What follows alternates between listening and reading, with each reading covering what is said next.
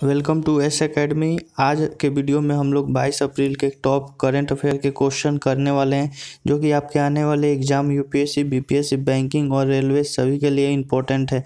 हर एक क्वेश्चन को आपको अटेम्प्ट करना है और इस क्वेश्चन के पीडीएफ के लिए आप हमारे टेलीग्राम ग्रुप से जुड़ सकते हैं। इसका लिंक डिस्क्रिप्शन में मिल जाएगा। चलिए शुरू करते हैं वीडियो। पहला क्वेश्चन है, सिविल सेवा दिवस निम्न में से किस दिन मनाया जाता है?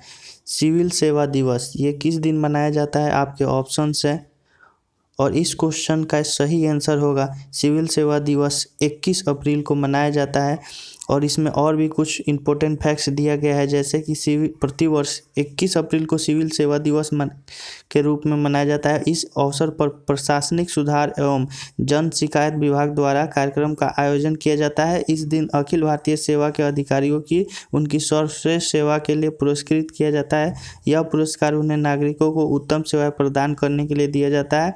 इस दिवस का मुख्य उद्देश्य भारतीय प्रशासनिक सेवा और राज्य प्रशासनिक सेवा के सदस्यों द्वारा अपने आप को नागरिकों के लिए बार बार समर्पित और फिर से वचनबद्ध करता है। तो ये आपके फैक्ट्स दिए गए हैं। इसका राइट आंसर होगा ऑप्शन ए।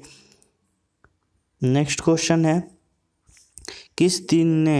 किस देश ने भारत द्वारा प्रत्यक्ष विदेश निवेश नीति में किए गए बदलाव को WTO यानी वर्ल्ड ट्रेड ऑर्गेनाइजेशन के सिद्धांतों का उल्लंघन करार दिया है? तो इस क्वेश्चन का सही आंसर होगा चाइना। ऑप्शन बी जो है इस क्वेश्चन का सही आंसर है चाइना। और चीन ने भारत में नए जो प्रत्यक्ष विदेशी FDI के जो रूल है उसमें कुछ चेंजेस किया है। और चीन ने सोमवार को कहा है कि ये विश्व व्यापार संगठन यानी WTO के जो सिद्धांत है उसका विरोध करता है और मुक्त और निष्पक्ष व्यापार के खिलाफ है। और कोरोना महामारी के दौरान चीन निवेश जो भारतीय कंपनी के टेकओवर करने के रोकने के लिए भारत सरकार ने यह कदम उठाया है, जिसके कारण FDI में यहाँ पे कुछ नियम में बदलाव किया गया है। तो इसके विरोध में चाइना ने अपोज किया है।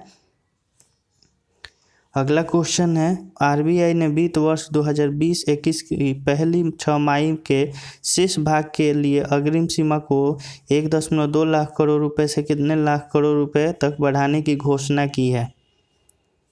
इस क्वेश्चन का सही आंसर होगा ऑप्शन सी यानी 2 लाख करोड़ रुपए।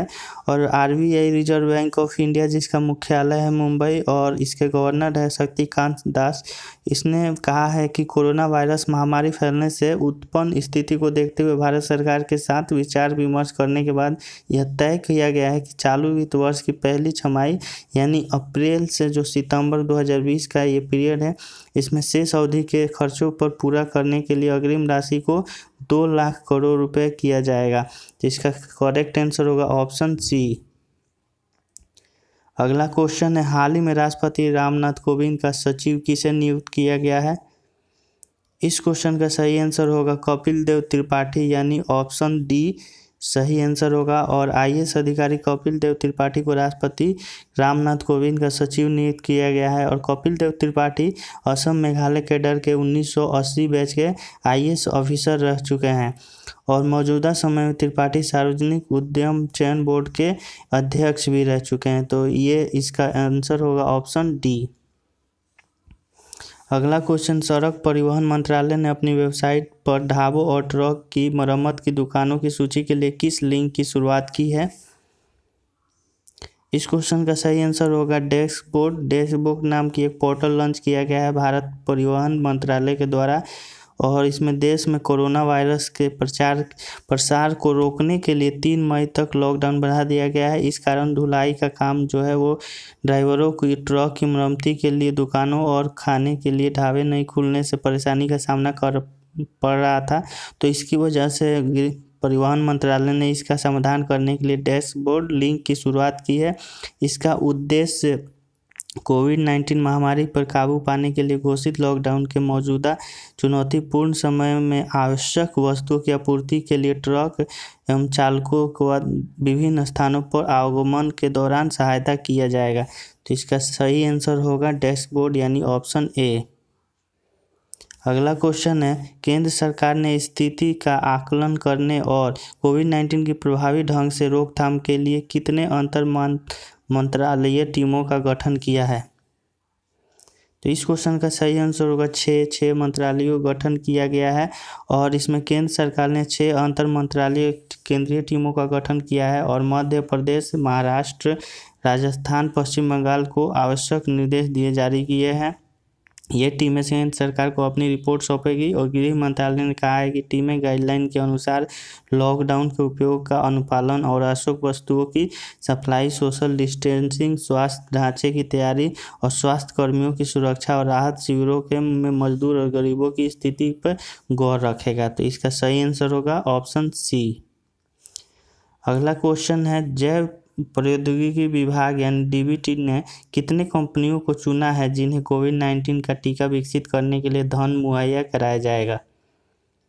इस क्वेश्चन का सही आंसर होगा 3 कंपनियों को चुना है भारत सरकार ने और इसमें कैंडिला हेल्थ केयर लिमिटेड है, इसके बाद से भारत बायोटेक इंटरनेशनल लिमिटेड है और तीसरा है serum institute of India and private limited. तो ये 3 कंपनियां हैं जो कि शामिल है और ये कोविड-19 के टीके को विकसित करने के लिए काम कर रही है और इसमें भारत सरकार भी मदद करेगा। अगला क्वेश्चन है, हाल ही में गोदावरी नदी घाटी के क्षेत्र में निवासी करने वाली आदिवासी आबादी के बीच कोविड-19 परीक्षण करने के लिए किस राज्य सरकार को निर्देश देने के लिए सर्वोच्च न्यायालय में एक याचिका दायर करनी पड़ गई?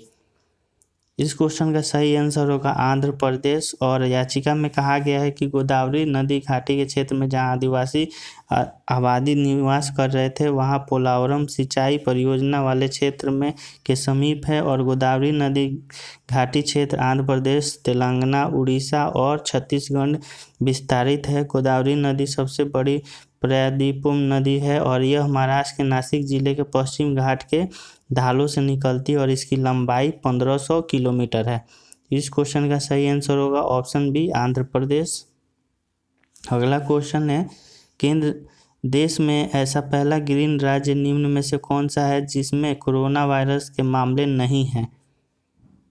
तो ये राज्य है गोवा यानी ऑप्शन सी जो है इस क्वेश्चन का सही आंसर होगा। और महाराष्ट्र से सटे छोटे राज्य गोवा ने कोरोना वायरस के खिलाफ जंग को जीत लिया है और गोवा कोरोना वायरस को मात देने वाला पहला देश का राज्य बन गया है और वहाँ अब एक भी कोरोना के मरीज नहीं है। गोवा के मुख्यमंत्री हैं प्रमोद सावंत और ये घोषणा उन्होंने किया है और इसमें पहले से 7 लोग संक्रमित थे और वे पूरी तरह ठीक होकर डिस्चार्ज हो चुके हैं। इसके बाद से यहाँ पे कोई भी संक्रमण देखने को नहीं मिला।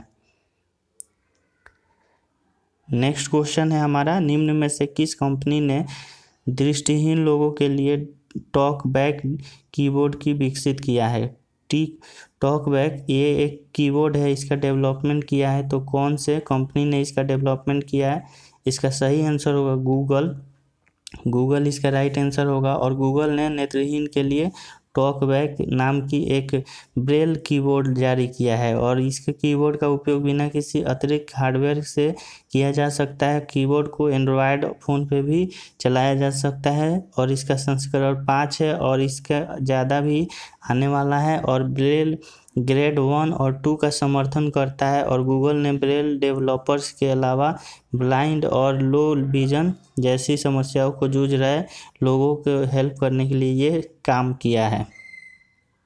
तो आई होप आपको ये वीडियो ज़रूर पसंद आया होगा। आज के करंट अफेयर के टॉप 10 करंट अफेयर के क्वेश्चन थे जो हम लोगों ने अभी देखे और उसका पूरा एक्सप्लेनेशन भी देखा। इस वीडियो को ज़्यादा से ज़्यादा शेयर और लाइक कीजिएगा और हमारे चैनल को सब्सक्राइब कर लीजिएगा। Thanks for watching this video.